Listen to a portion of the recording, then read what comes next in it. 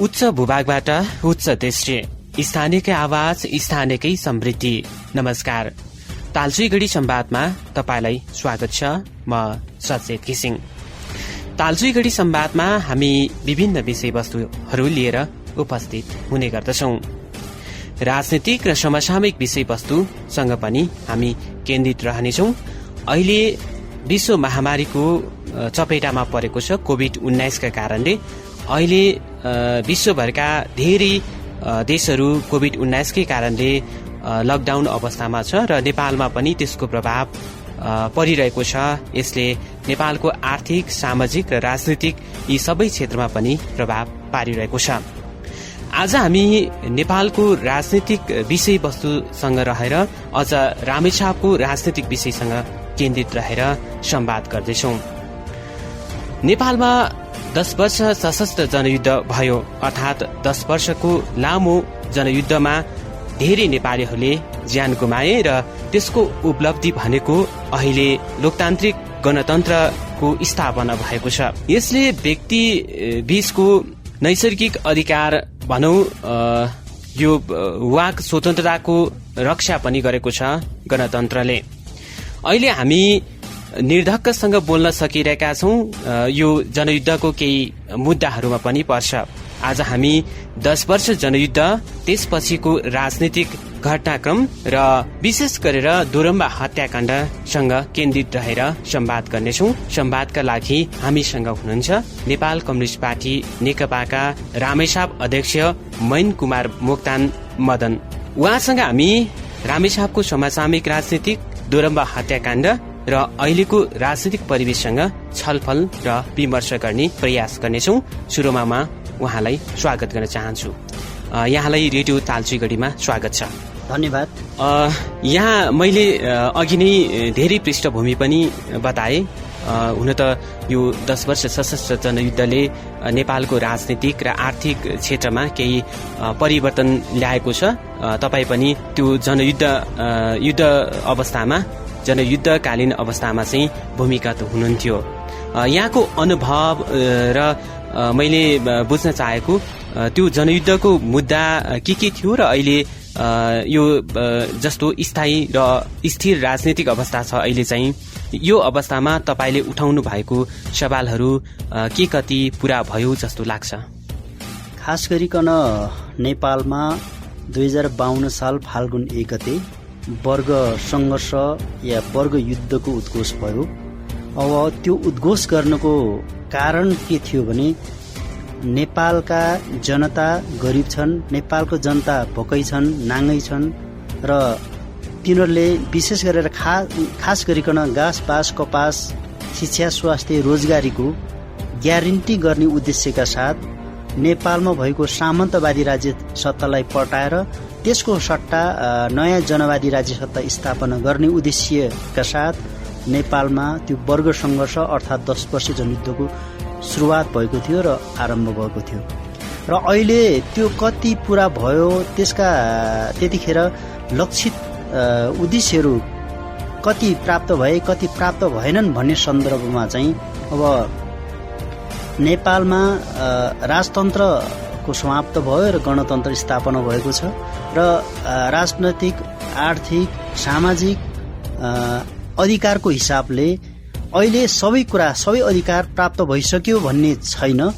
अब सामन्तवादी राज्य सत्ता मात्रै ढलेको छ, अरू अझ केही त्यसका अवशेषहरूसँग भने हामी जुझ्न अझ बाँकी नै छ।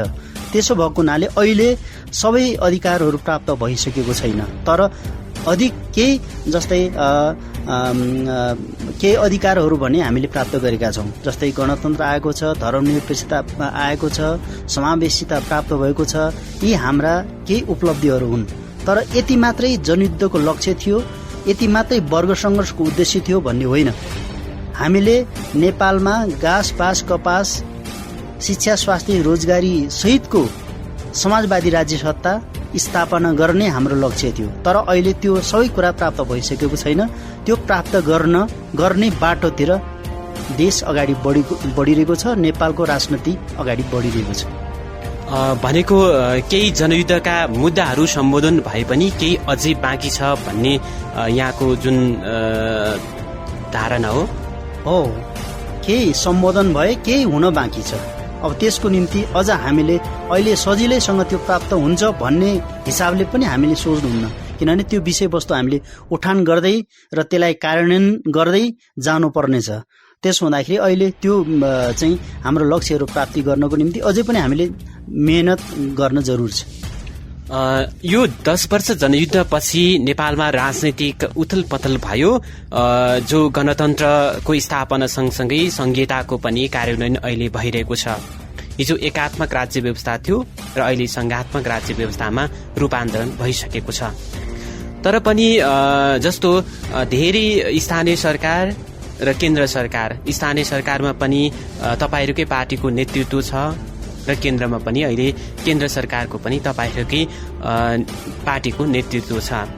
आम जनताले चाहिँ जो तपाईहरूलाई जो मत दिएर आम जनताले दिएको मतको चाहिँ केही कदर गर्न सकिएन भन्ने जनगुनासो छ, यसप्रति चाहिँ तपाईँको धारणा के छ? यसमा दुईटा कोणबाट हामीले विश्लेषण गर्नुपर्छ भन्ने मेरो मान्यता छ। एउटा, अब जति गरे पनि अब विरोधीहरूले या अरू मान्छेहरूले त्यसको राम्रो काम गरे पनि नराम्रै काम गरिरहेको छ भन्ने भ्रम छरिरहने एउटा चलन छ। अब यो चलनबाट हामी मुक्त हुनु जरुरी छ। यसको बारेमा हामीले बुझ्नु जरुरी छ। दोस्रो कुरा, सरकारमा जानेहरूले पनि जति पहिला सत्ताभन्दा बाहिर रहँदाखेरि जति कुराकानी गर्छ त्यो कुरा सत्तामा पुगेपछि, कुर्सीमा पुगेपछि अलि भुल्ने गर्छ। र अहिले पनि हामीलाई ठ्याक्कै त्यही अवस्था, त्यो रोगबाट हामी पनि ग्रसित छौँ। हामीले हिजो जे भनेका थियौँ त्यो हामीले गर्न सकिरहेको छैन। अब सरकारमा जे उद्देश्यका साथ सरकारमा गयो त्यो उद्देश्य अब केही कुरा त भएको छ, तर पनि सबै कुरा जुन उद्देश्य राखेर सरकारमा गएको हो, अब नेपाली जनताले लगभग 2/3 नजिक पुग्ने गरी नेपाली जनताले जनमत दियो। नेकपाले सरकार चलाओस्, सत्ता चलाओस्, नेकपाको सत्ता हेरौँ भनेर नेपाली जनताले दियो। तर त्यो अपेक्षा भने पूर्ण रूपमा पूरा भएको छैन मेरो विश्लेषणमा। भनेको तपाईँ आफैले भनिरहनु भयो, जो सत्तामा गइसकेपछि हिजो जनतासँग गरेका केही जो प्रतिबद्धताहरू कार्यान्वयन गर्न अलिकता कमजोर भएको हो कि भन्ने तपाईँले भनिरहँदाखेरि, जस्तो सत्तामा पुगिसकेपछि पार्टीको निर्देशन नमान्ने प्रवृत्ति बढेको जस्तो लाग्छ। यो त 100मा 100 नै यही हो। अब जब सत्तामा मान्छे पुग्छ, सत्तामा पुग्नुभन्दा अगाडि त्यहाँ चाहिँ जब निर्वाचन आयो, निर्वाचनमा नेता चाहिन्छ, कार्यकर्ता चाहिन्छ, पार्टी चाहिन्छ, जम्मै चिज चाहिन्छ, पार्टीले गर्नुपर्छ। जब सत्तामा पुगेपछि त्यो जम्मै कुरा बिर्सिन्छ। त्यो पार्टी पनि बिर्सिन्छ, कार्यकर्ता पनि बिर्सिन्छ, नेता पनि बिर्सिन्छ। यस्तो चलन छ। त्यसो भएको हुनाले अब यो चाहिँ अहिले पार्टीको निर्देशनमा सत्ता चल्ने कि नचल्ने, हामीले यो सत्ता सञ्चालनको पनि मोडेलको बारेमा हामीले पार्टीभित्र बहस छलफल हामीले चलाउनु जरुरी छ। किनभने पार्टी सत्ताद्वारा निर्देश हुने कि पार्टीद्वारा सत्ता निर्देशित हुने, या पार्टीको कमान्डमा सरकार रहने कि सरकारको कमान्डमा पार्टी रहने भन्ने विषयमा चाहिँ हामीले गम्भीर ढङ्गले पार्टीभित्र चाहिँ बहस छलफल गर्न जरुरी छ। किनभने अझ हामीले 10 वर्ष जनयुद्ध लडेर या चाहिँ जनआन्दोलनबाट आएको साथीहरूले त यो विषयमा गम्भीरतापूर्वक नै छलफल गर्नुपर्ने देखिन्छ। किनभने अब हामीले एउटा उद्देश्य राखेर जनआन्दोलन गर्यौँ, एउटा उद्देश्य राखेर जनयुद्ध गर्यौँ, अनि जनयुद्धको उद्देश्य र जनआन्दोलन उद्देश्य भन्दा हामी कतै बाहिर जाने होइन भन्ने आशंका पनि यतिखेर चाहिँ कार्यकर्ता लेभलमा, केही नेता लेभलमा छ। त्यसो भएको हुनाले यसलाई चिर्नको निम्ति हामीले के गर्नुपर्छ भने बहस चलाउनु जरुरी छ। सैद्धान्तिक हिसाबले हामी क्लियर छौँ, हाम्रो पार्टी क्लियर छ, पार्टीले सरकारको नेतृत्व गर्ने हो, सैद्धान्तिक रूपमा क्लियर छ। जब व्यवहारिक रूपमा जाने सन्दर्भमा चाहिँ त्यो ठुलो नेतादेखि तलसम्म या प्रधानमन्त्रीदेखि वडा अध्यक्षसम्म पनि यो लागू भइरहेको छैन। हो। अब सरकारमा पुगे मैले अघि नै पनि भने, फेरि स्मरण गराउन चाहन्छु कि अब सरकारमा पुगेपछि त्यो पार्टी साटी भन्ने अब छोडिदिउँ। यो मेरै क्षमताले मेरै बलबुताले म यो पोस्टमा पुग्या हो भन्ने खालको बुझाइ हुन्छ। त्यस भएको हुनाले यो विषयमा चाहिँ हामीले करेक्सन गर्न जरुरी छ। विशेष गरेर अब यो पनि हो कि अहिले यस्तो पनि चलन छ कि सरकारभन्दा बाहिर हुनेले अब सरकारमा भगली गरेन भन्छ, फेरि त्यो अब चाहिँ त्यो साथी फेरि सरकारमा पुग्छ। सरकारमा पुग्दाखेरि उसको नि अवस्था त्यस्तै हुन्छ। त्यस भएको हुनाले यो विषयमा पार्टीले निश्चित नीति निर्धारण गर्नुपर्ने हुन्छ। सैद्धान्तिक रूपमा पार्टीको नीति क्लियर छ। पार्टीद्वारा नै चाहिँ सत्ता निर्देशित हुने, पार्टीको कमानमा सत्ता सञ्चालित हुने भन्ने कुरा क्लियर छ। तर व्यवहारिक पाटोमा आएपछि अब त्यो आफूलाई जे लाग्यो, मैले नै मेरो बलबुताले यहाँ आएको, मैले जे गर्दा नि हुन्छ भन्ने खालको चलन चलेको छ। यो चलन ठिक होइन। यसप्रति अब जनताले पनि, अब कार्यकर्ताले पनि, नेताहरूले पनि यो बारेमा चाहिँ प्रश्न उठाउनु पर्ने र यसको बारेमा विहङ्गम ढङ्गले डिस्कसन गर्नुपर्ने र यसलाई एउटा सेटमा लैजानु पर्ने देखिन्छ। त्यसो हुँदाखेरि हामीले त्यो दायित्व पुरा गर्नुपर्छ भन्ने मलाई लाग्छ। भनेको प्रतिपक्षले विरोध गर्ने त छँदैछ, प्रतिपक्षसँग सरकारले काम गरेन भन्ने विरोधका बावजुद पनि पार्टीले पनि असहयोग गर्यो भन्ने एकातिर पार्टी जो सरकार सञ्चालन गर्न पुगेका साथीहरूले त्यसरी विरोध गरिरहेका छन्। तर एकातिर पार्टीले चाहिँ सहयोग नगरेको अथवा पार्टी निर्देशन नगरेको भन्ने विषयमा त जो सरकारमा पुगिसकेपछि चाहिँ पार्टीले भुल्ने प्रविधिले चाहिँ अहिलेको सरकारमा केही जो अपेक्षा अनुसार चल्न नसकेको जस्तो देखिन्छ। त्यो छैन, पार्टीले चाहेको अनुरूप चलेकै छैन सरकार। पार्टीले जुन खालको अपेक्षा राखेको थियो, जनताले जुन खालको अपेक्षा राखेका थियो, नेता कार्यकर्ताले जुन खालको अपेक्षा राखेका थियो, त्यो अनुरूप चलेको छैन। मनगढन्ती तरिकाले आफूलाई जे लाग्छ त्यो कुरै सही हो भन्ने तरिकाले अब सरकार सञ्चालित छ। अब म सरकार भन्दा अब बाहिर जाउँ। हुन त मैले अघि पनि भने कार्यक्रमको सुरुमा तपाईसँग यो जनयुद्ध जो अहिले सशस्त्र विद्रोह भन्ने जुन एउटा धेरैले भन्ने गरिन्छ, एकातिर त्यति बेलाको नेपाल कम्युनिस्ट पार्टी माओवादी जसले चाहिँ आजसम्म जनयुद्ध भनेर नाम दिएका छन् र केही जो प्रतिपक्ष लगायत केही दलहरूले चाहिँ यसलाई सशस्त्र विद्रोहकै रूपमा लिने गरेको छ। तपाईँ जनयुद्धकालीन अवस्थामा कसरी र कहाँबाट जोडिनुभयो? अब यसको पृष्ठभूमि भनेको कहाँबाट चाहिँ हो भने, जब नेपालमा यतापट्टि अहिले पूर्व एमाले पूर्व माओवादी भन्ने चलन पनि छ। अब हामीले त्यसलाई त्यस्तो नभन्ने भनेर पनि भनिरहेका छौँ। वामपन्थी आन्दोलनमा थुप्रै धारा उपधाराहरू थिए, थुप्रै साना टिम, साना पार्टीहरू थियो। र जब 2051 सालभन्दा अगाडि नेकपा एकता केन्द्र भन्ने पार्टी थियो। त्यो नेकपा एकता केन्द्र चाहिँ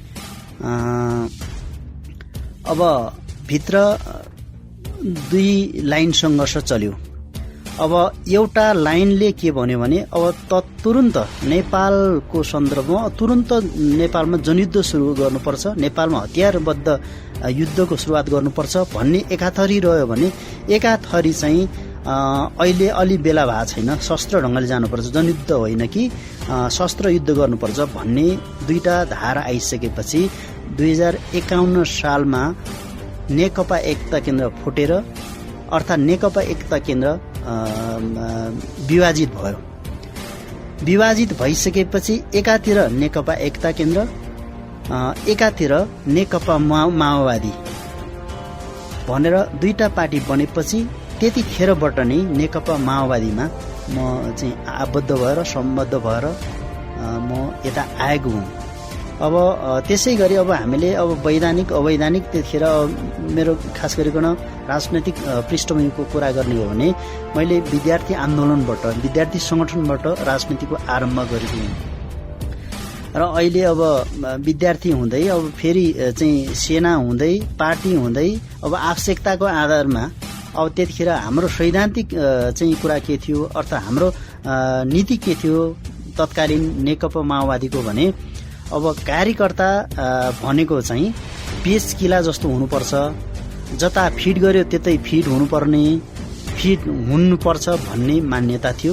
त्यसैको आधारमा हामी कहिले विद्यार्थी, कहिले सेना, कहिले पार्टी, जता जता पार्टीले फिट गर्थ्यो अब त्यतै हामी फिट हुँदै यहाँसम्म आइपुग्यो। त्यसैले गर्दाखेरि जनयुद्धमा चाहिँ यो ढङ्गले 51 सालबाटै म जोडेर आएको हुँ। जस्तो तपाईँ 51 सालबाट सशस्त्र 52 सालबाट सुरु भयो, तपाईँ 51 सालबाट उक्त पार्टीमा सङ्गठित हुनुभयो। जब 60 सालमा चाहिँ आइपुग्दाखेरि त्यति बेलाको तत्कालीन सरकार र त्यति बेलाको तत्कालीन जो जनयुद्धमा होमिएका पार्टी बीच शान्ति सम्झौताका लागि भनौँ शान्ति वार्ताका लागि दोस्रो चरणको शान्ति वार्ताका लागि तयारी अवस्थामा रहँदा रामेछापको दोरम्बा हत्याकाण्ड सुरु भयो। दोरम्बा हत्याकाण्ड भयो। त्यो हत्याकाण्डमा जो तपाईँ चाहिँ त्यो हत्याकाण्डबाट चाहिँ जोगिएर जो आफ्नो भनौँ न त्यो बेलाको तत्कालीन तपाईँको पार्टीले चाहिँ दोरम्बा हत्याकाण्डका जिउँदा शहीदकै रूपमा नामकरण गरिएको थियो। त्यो घटनाको स्मरण गराउन सक्नुहुन्छ? अब त्यो घटनाको स्मरण त अहिले पनि अब हामी झलझल्ती आँखा अगाडि देख्न सक्छौँ। जब साउन वार्षिक रूपमा साउन 32 गते आइसकेपछि त्यो घटना अब आँखा अगाडि नै आउने गर्छ। अब त्यतिखेर शान्ति प्रक्रिया भएको हुनाले हामीले पनि सैन्य दृष्टिकोणले मिलिट्री दृष्टिकोणले चाहिँ हामीले त्यति धेरै सतर्कता अपनाएनौँ। अब वार्ता भइरहेको छ खासै के हुन्न भन्ने ढङ्गले हामीले बुझ्यौँ र हामीले हाम्रो इलाका कमिटीको त्यतिखेरको चाहिँ इलाका कमिटी हुन्थ्यो, इलाका कमिटीको मिटिङको तयारीमा हामी जुट्दै थियौँ। बेलुका आएर हामी बास बस्यौँ र भोलिपल्ट बिहानैबाट हामीले इलाका पार्टीको बैठकको गृह कार्य गर्न सुरु गऱ्यौँ। हामी त्यही गृह कार्य गर्ने क्रममा जुन घटनास्थलको घर थियो त्यसको बिचको तलामा हामी बसिरहेका थियौँ होमवर्क गरेर। अब त्यतिखेर हामीलाई त्यही भयो, अब पुरै चाहिँ पानी परिरहेको थियो, कुहिरो लागिरहेको थियो र हाम्रो मानसिकता चाहिँ त्यस्तो थियो। अब शान्ति प्रक्रियामा खासै अब दुश्मनले त्यसरी चाहिँ एट्याक गर्न आउँदैन भन्ने खालको कन्सेप्ट हाम्रो थियो। त्यही ढङ्गले हामीले बसिरहेका थियौँ। अब के अरे चाहिँ सेन्ट्री ड्युटीहरू पनि थियो तर नर्मल टाइपले बसिरहेको थियो। त्यसो हुँदाखेरि अब त्यही बेला चाहिँ अब चारैतिर 81 ठिक दिनको 11 बजे चारैतिरबाट भन्दा नि माथिल्लो आर्कबाट घेरा हालेर त्यो घरलाई घेराबन्दी बनाएर अब सेन्ट्रीलाई ढाल्दै चाहिँ तत्कालीन साई सेना हामीलाई घेर्न आइपुग्यो। त्यसो हुँदाखेरि चाहिँ हामी अब म लगायत तत्कालीन जिल्ला इन्चार्ज कमरेड ललित हामी चाहिँ त्यो घरभित्रबाट उम्किन सफल भयौँ र बाहिरतिर रहेको साथीहरू बाहिरबाट चाहिँ भाग्न सफल हुनुभयो। घरभित्र रहेको मध्येबाट चाहिँ हामी 2 जना मात्रै चाहिँ पस्न सफल भयो। घरभित्र भएको जम्मै साथीलाई चाहिँ गिरफ्तार गरेर माथि डाँडा कटेर लगेर अब त्यो पुरै निर्ममतापूर्वक 21 जना 20 जना होइन 19 जना साथीहरूलाई चाहिँ त्यहाँबाट गिरफ्तार गरेर माथि लगेर चाहिँ हत्या गर्यो र 2 जना साथीहरूलाई चाहिँ त्यही 1 जना सेन्टी बस्ने साथी अर्को चाहिँ मिटिङको लागि आउँदै गरेको साथीलाई चाहिँ त्यहीँ ढाल्ने काम भयो। हामी त्यहाँबाट अब चाहिँ तल्लो आर्क चाहिँ खाली थियो, त्यहाँबाट हामी हाम फालेर भाग्न सफल भयौँ। भनेको त्यति बेला जो तपाईँ त्यो घटनामा चाहिँ तपाईँ 2 जना मात्रै त्यहाँबाट भाग्न सफल हुनुभयो? घरभित्रै रहेको चाहिँ हामी 2 जना मात्रै हो, तर घर बाहिर आँगनमा चाहिँ अरू पनि 10-12 जना साथीहरू हुनुहुन्थ्यो। उहाँहरूलाई पनि घेराबन्दी चाहिँ सेनाले घेराबन्दी गरिसकेका थियो। उहाँहरू पनि त्यहाँबाट भाग्न सफल हुनुभयो। 10-12 जना अरू साथीहरू पनि हुनुहुन्थ्यो। अब म तपाईसँग अब रामेछापको राजनैतिक अवस्था र भोलिको रामेछापको विषयसँग केन्द्रित रहेर छलफल गर्छौं। अहिले नेपाल कम्युनिस्ट पार्टी नेकपाले रामेछापको विषयमा रामेछाप जिल्लाभरि के गरिरहनु भएको छ अथवा के गर्दै हुनुहुन्छ? अहिले हामीले यो एकता प्रक्रियाको काममै अहिले हामी व्यस्त छौं। हामी लगभग अन्तिम चरणमा अब विशेष गरेर जिल्ला अनि गाउँ नगर वडासम्मको एकता प्रक्रिया हामीले कम्प्लिट गरिसकेका छौं। अब विभागहरू अनि गाउँ नगरको इन्चार्ज सह इन्चार्जहरू अब हामीले बनाउन बाँकी छौं। अब केही समय पछाडि हामी त्यो काम पनि कम्प्लिट गर्नेछौं। त्यसो भइसकेपछि अब मोटामोटी रूपमा हाम्रो पार्टी एकताको काम सबै कम्प्लिट हुन्छ। भनेको अब केही पार्टीको कामहरू बाँकी छन्, जो एकता हिजो नेपाल कम्युनिस्ट पार्टी माओवादी एकता केन्द्र र नेपाल कम्युनिस्ट पार्टी एमाले यी बीच दुई पार्टी बीच एकता भएको थियो र चुनावमा पनि जो 2/3 नजिकको बहुमत प्राप्त गरेको थियो। अब अन्तिम चरणमा जो पार्टी एकताको कामहरू पूरा गर्दै गर्दा जो केन्द्रमा भइरहेको मतभेदले चाहिँ पार्टी रामेछापको पार्टीलाई केही प्रभाव पारिरहेको छ कि छैन? अब त्यसले स्वाभाविक रूपमा केन्द्रको राजनीतिको प्रतिबिम्ब जिल्लामा पर्न स्वाभाविक हुन्छ। त्यो अहिले रामेछापमा पनि सामान्य छिटोपट रूपमा त्यस्तो देखिन सकिन्छ। तर त्यस्तो केन्द्रमै जस्तो एकले अर्कालाई निषेध गर्ने ढङ्गले चाहिँ रामेछापमा देखा परेको छैन। र म चाहिँ के भन्छु भने त्यस्तो हुनु नहुने हो। केन्द्रमा हुने बित्तिकै तल भइहाल्नुपर्ने, तल गरिहाल्नुपर्ने, हुनु नहुने हो। कम्युनिस्ट पार्टीमा त्यस्तो हुनु हुँदैन। तर अहिले के छ भने अब त्यस्तो भइरहेछ। त्यो विडम्बना हामीले भन्नुपर्छ। माथि एउटा नेताले जे भन्यो त्यसको पछि लाग्ने, जे गर्यो त्यसको पछि लाग्ने, त्यस्तो होइन नि। खास गरिकन हामीले कम्युनिस्ट पार्टीको सदस्यले बुझ्नुपर्ने कुरा के हो भने सही कुरा के हो त्यसको पछि लाग्ने, नेताको पछि होइन। सिद्धान्तको पछि लाग्ने, विचारको पछि लाग्ने, सही कुरा के हो त्यसको पछि लाग्ने हो। तर विडम्बना यस्तो छ कि अब त्यो यहाँ तल जिल्लामा मात्र होइन, केन्द्रमा पनि त्यो छ। त्यो रोग केन्द्रमा पनि परिग्रसित छ। त्यसैले त्यो रोगबाट चाहिँ हामी मुक्त हुनु जरुरी छ। भनेको नेपालको कम्युनिस्ट आन्दोलनमा धेरै उतार चढाव भइरह्यो, जो अहिले 7 दशक भन्दा लामो कम्युनिस्ट पार्टीहरूको इतिहास छ। कम्युनिस्ट पार्टीहरूको संघर्षको इतिहास बोकेको छ। जस्तो कम्युनिस्ट पार्टीहरू टुटफुट हुने क्रम चाहिँ धेरै पहिलादेखि नै चलिरहेको हो। तर पछिल्लो समय 2 ठूला कम्युनिस्ट पार्टी एकता भएपछि जनताले पनि पत्याएका छन्। तर अब फेरि टुटफुट भयो भने जनताले कम्युनिस्ट आन्दोलनलाई कसरी हेर्ने हो भन्ने चिन्ता पनि थपिएको होला नि। त्यो निश्चितै रूपमा छ। जनताले एक ढंगको अपेक्षा र आशा गरेका थिए। 2 ठूला नेपालको कम्युनिस्ट पार्टी नेकपा एमाले र नेकपा माओवादी केन्द्र एकता भएपछि एउटा शक्तिशाली कम्युनिस्ट बन्छ। त्यो शक्तिशाली कम्युनिस्ट पार्टीले नेपालमा केही परिवर्तन गर्छ, नेपालमा क्रान्ति सम्पन्न गर्छ भन्ने जनताले आशा र अपेक्षा गरेका थिए। तर अब यो छोटै अवधिमा माथि केन्द्रमा अलिकति थोरै चाहिँ नमिलेको जस्तो, भद्रगोल जस्तो भइसकेपछि जनता सशंकित भएका छन् कि नेताहरूले हाम्रा आशा र अपेक्षा पूरा नगर्ने त होइन भन्ने खालको शंका जनतामा, कार्यकर्तामा जन्मेको छ।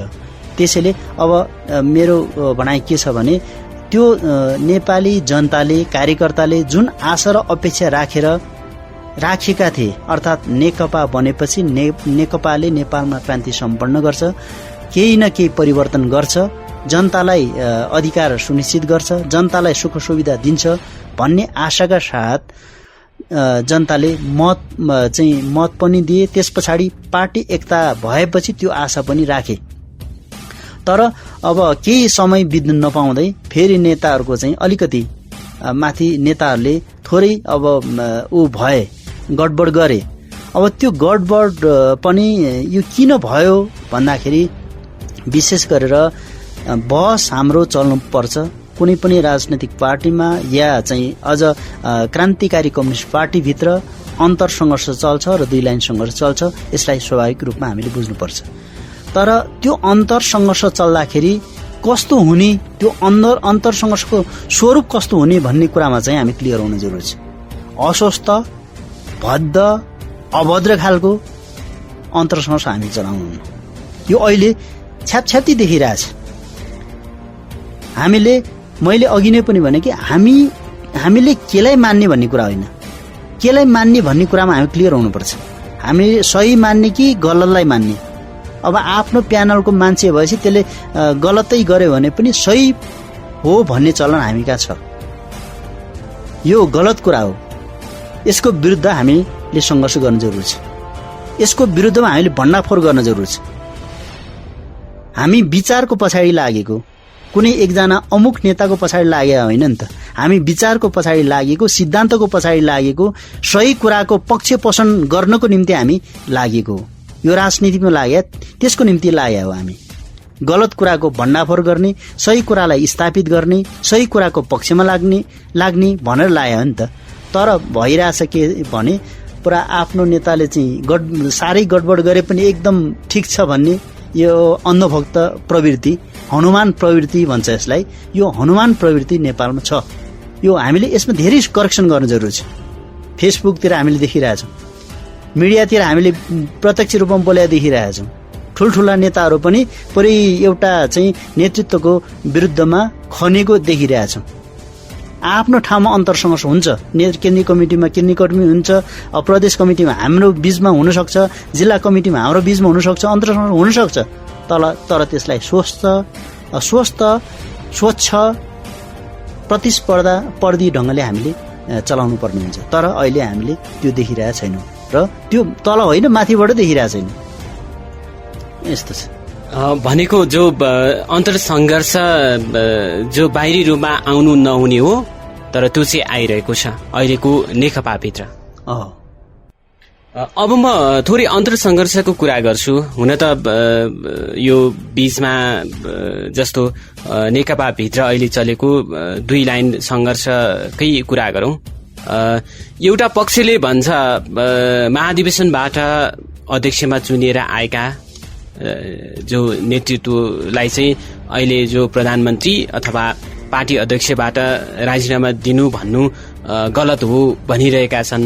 तर अर्को पक्ष जो सतहमा आएका पक्षहरूले चाहिँ पार्टी अध्यक्ष र प्रधानमन्त्री एउटै भएपछि चाहिँ यो सरकार चलाउन र पार्टी चलाउन अप्ठ्यारो रहन्छ भन्ने छन्। अब तपाईँको विचारमा चाहिँ पार्टी एउटाले चलाउने र सरकार एउटाले चलाउने भन्ने विचार हो कि अरू कुनै छन्? अब पहिलो कुरा चाहिँ मेरो व्यक्तिगत कुरा गर्नुहुन्छ भने अब दुईटा अध्यक्ष बन्ने कुरा नै त्यो राम्रो होइन।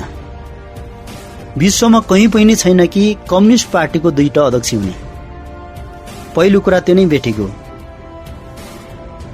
हतारमा चाहिँ काम गर्ने, फेरि फुर्सदमा पछुताउने काम हामीले गर्नु हुँदैन। अनि जस्तै अब हामीले सैद्धान्तिक पार्टी एकता गर्दाखेरि सैद्धान्तिक हिसाबले, वैचारिक हिसाबले, संगठनात्मक हिसाबले, सम्पूर्ण हिसाबले हामीले बहस छलफल गर्नुपर्छ। र कहाँ के कुनै अमुक नेतालाई मात्र होइन कि जम्मै नेता कार्यकर्तालाई कसरी म्यानेजिङ गर्ने, संगठनात्मक हिसाबले कसरी म्यानेजिङ गर्ने भन्ने सोच्नुपर्छ। तर अब यहाँ चाहिँ कस्तो देखियो भने झट्ट चाहिँ एकता गर्यो। अब चाहिँ दुईटा अध्यक्ष भयो। अनि दुईटा अध्यक्ष भए स्वाभाविक रूपमा हुन्छ नि त। त्यो त दुईटा अध्यक्ष भएपछि कुन अध्यक्षले नेतृत्व गर्ने भन्ने त चलिहाल्छ नि। त्यो स्वाभाविक हो। अस्वाभाविक मैले लाग्दै अहिले दुईटा अध्यक्षमा अब चाहिँ अधिकार बाँडफाँडको बारेमा त्यो किचलो हुनु अस्वाभाविक हुँदै होइन।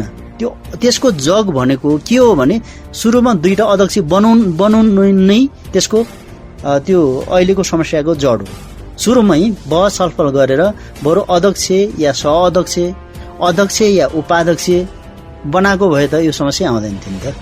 र अब अहिले हामी क्लियर हुनुपर्ने कुरा चाहिँ के हो भने अहिले दुईटा अध्यक्ष भएपछि कसले के गर्ने भन्ने होइन, पार्टीको दुईटै अध्यक्ष पार्टीको मातहतमा रहनुपर्छ। पार्टीले जे निर्देशन गर्छ, पार्टीको कमिटीले जे निर्देशन गर्छ त्यो मान्नुपर्छ। 441 जनाको केन्द्रीय कमिटी छ, 45 जनाको चाहिँ स्थायी कमिटी छ, 9 जनाको सचिवालय छ। कि 9 जनाको सचिवालय गरेको निर्णय, 45 जना चाहिँ स्थायी समितिले गरेको निर्णय, 441 जनाको केन्द्रीय समितिले गरेको निर्णय मातहतमा सबै केन्द्रीय कमिटी, केन्द्रीय अध्यक्षदेखि सबै केन्द्रीय कमिटीको चाहिँ सदस्यहरू रहनुपर्छ। तर अहिले भएको के हो भने त्यही हो भद्रगोल।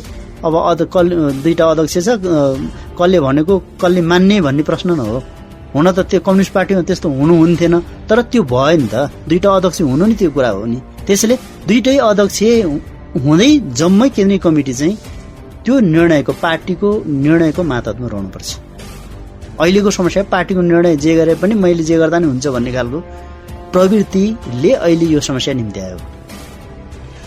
भनेको अहिलेको जो पार्टी प्रवृत्ति चाहिँ केन्द्रीय कमिटीको निर्णय अनुसार चल्नुपर्छ र पार्टी जो नेताको जस्तो पार्टीको मातहत चाहिँ सरकार चल्नुपर्छ भन्ने विचार चाहिँ यहाँको हो। अब केन्द्रीय कमिटीको मातहतमा अब केन्द्रीय कमिटीले जे निर्णय गर्छ त्यो केन्द्रीय कमिटीको जम्मै नेताले मान्नुपर्छ। अनि त्यो केन्द्रीय कमिटीको मातहतमा केन्द्रीय कमिटीले गरेको निर्णय या अब अहिले यो 441 जनाको गर्न मिटिङ बस्न सकिन्न भन्यो भने कम्तीमा 45 जनाको मिटिङ बस्नु पर्यो र त्यो मिटिङको मातहतमा सरकार सञ्चालन हुनु पर्यो, सरकार चल्नु पर्यो। अब त्यस्तो त छैन अहिले। अब नेतृत्वलाई जे लाग्यो त्यही गर्ने चलन छ अहिले। त्यस भएकोमा त्यो कुरा नै खराब कुरा हो। नेतृत्वलाई जे लाग्यो त्यो कुरा नै सही हो भन्ने कुरा नै खराब कुरा हो। त्यो विकृत पार्ने, त्यसलाई क्रान्तिलाई भाड्ने, आन्दोलन भाड्ने, समाजवादलाई भाड्ने कुरा नै त्यो हो नि। हुन्छ, यहाँको जो अमूल्य संवाद र यहाँको विचारप्रति हामी आभार व्यक्त गर्दछौँ। साथै नेपाल कम्युनिस्ट पार्टी नेकपाले जो जनताको झण्डै 2/3 जनमत लिएर अहिले जनताको अपेक्षा अनुसार काम गरिरहेको छैन भन्ने जनगुनासो छ। यसप्रति नेपाल कम्युनिस्ट पार्टी नेकपाले पनि पुनर्विचार गरियोस् र जनताको अपेक्षा अनुसार काम गरोस् भन्ने हामी पनि अपेक्षा गर्छौँ।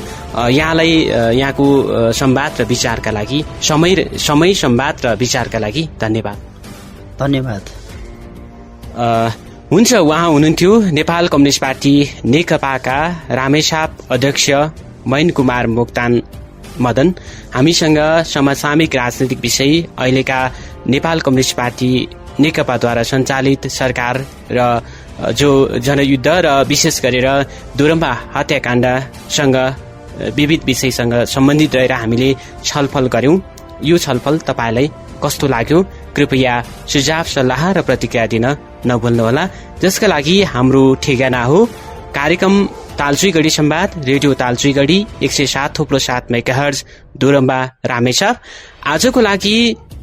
आजको यो तालचुइगढी संवाद यही बीट मार्दै अर्को साता नयाँ व्यक्तित्वको साथ र नयाँ विषय वस्तुका साथ उपस्थित हुनेछौं। नमस्ते।